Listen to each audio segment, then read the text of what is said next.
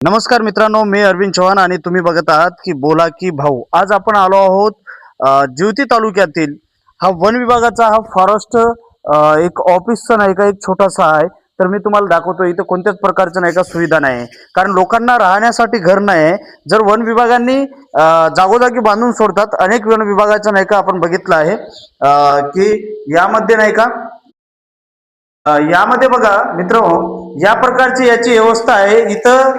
ही कशासाठी बांधण्यात आली? ही वन विभागाची चौकी आहे, चौकीसाठी बांधण्यात आली. या प्रकारचं घाण आहे इथे.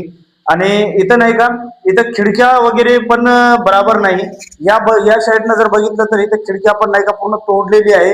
कोण घेऊन गेलं काही माहिती नाही. या प्रकारचं बघा, याची अवस्था या प्रकारचं आहे. वन विभागाने याच्यावर वन मंत्रालय मार्फत अनेक निधी येतो, लाखो रुपयाचं खर्च करून हे बांधण्यात आले. याचा दरवाजा सुद्धा नाही आहे. परंतु ही कशासाठी बांधण्यात आली? ही एक चौकी, म्हणजे इथं वन विभागात फॉरेस्ट विभागांचे काही कर्मचारी यावं, बसावं आणि इथं नियंत्रण ठेवावं, यासाठी हे बांधण्यात आलंय. परंतु याची व्यवस्था जर बघितलं तर असं वाटते, याची व्यवस्था जर बघितलं तर लोकांना राहण्यासाठी घर नाही, परंतु वन विभागावर लाखो रुपये खर्च करून याचं कोणत्याच प्रकारचा वापर होत नाही. तर आपण हे बघत आहात, या प्रकारे कोणी येतात, इथं काही दारूच्या बाटला पडून आहेत, इथे या प्रकारचं घाण आहे. हे सरकार लाखो रुपये खर्च करतो. याचं कुठं ना कुठं वापर झालं पाहिजे आणि हे वापरण्यात आलं पाहिजे. व्हिडिओच्या माध्यमातून दाखवण्याचा एकच आमचा उद्देश आहे की हे जे बांधले वन विभागामार्फत या चौकामध्ये, हा धनकदेवी फाटा, सारंगापूर आणि जिवती ते गडचांदूर मेन या मार्गामध्ये हा बांधण्यात आलाय.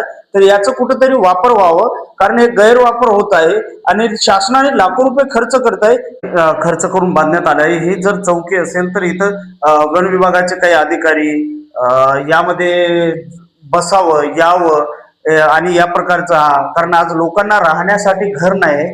तर शासन जर लाखो रुपये खर्च करत असेल, कोटी रुपये खर्च करत असेल, असे अनेक फॉरेस्ट विभागाचे मी दाखवतो व्हिडिओच्या माध्यमातून, जे अनेक नाही का 10-10, 20-20 लाख रुपये खर्च करून बांधण्यात आलं, परंतु याचा कोणत्याच प्रकारचा वापर होत नाही. व्हिडिओच्या माध्यमातून दाखवायचं एकच आमचा उद्देश आहे की हा बांधण्यात आला तर याचा वापर व्हावं, गैरवापर होऊ नये. व्हिडिओ जर आवडला तर नक्कीच चॅनलला लाईक करा, सबस्क्राईब करा आणि शेअर करा.